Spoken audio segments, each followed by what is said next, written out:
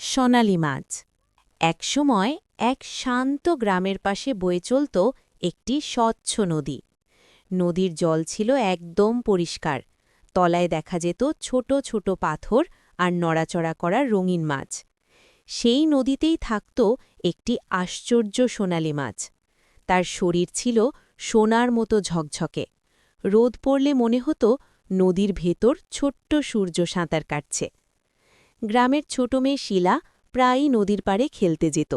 সে নদীর জল, ঢেউ আর মাছ খুব ভালোবাসত। একদিন বিকেলে শিলা নদীর ধারে খেলতে খেলতে হঠাৎ পা পিছলে জলে পড়ে গেল। ঠান্ডা জলে পুড়ে সে খুব ভয় পেয়ে গেল। সে চিৎকার করতে লাগল, বাঁচাও, বাঁচাও! ঠিক সেই সময় সোনালি মাছটি সব দেখতে পেল। সে এক মুহূর্তও দেরি না করে শিলার দিকে এগিয়ে এলো। মাছটি তার শরীর দিয়ে শিলাকে ভাসিয়ে ধরল এবং ধীরে ধীরে নদীর নিরাপদ পাড়ের দিকে ঠেলে নিয়ে গেল। কিছুক্ষণের মধ্যেই শিলা নদীর ধারে উঠে এলো। শিলা হাঁপাতে হাঁপাতে উঠে বসে অবাক হয়ে মাছটির দিকে তাকাল।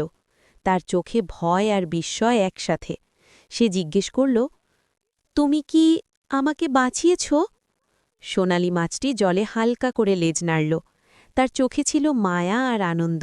সে মুখে কিছু না বললেও জলে হালকা ছিটা দিয়ে যেন হাসল। শিলা খুশিতে বলল, তুমি সত্যিই আমার বন্ধু। আমি আর কখনো নদী নোংরা করব না আর মাছদের কষ্ট দেব না। সোনালি মাছটি যেন কথাটা বুঝতে পারল। সে আবার নদীর গভীরে সাঁতার কাটতে কাটতে মিলিয়ে গেল। সূর্যের আলোয় তার সোনালি শরীর ঝিলমিল করতে লাগল।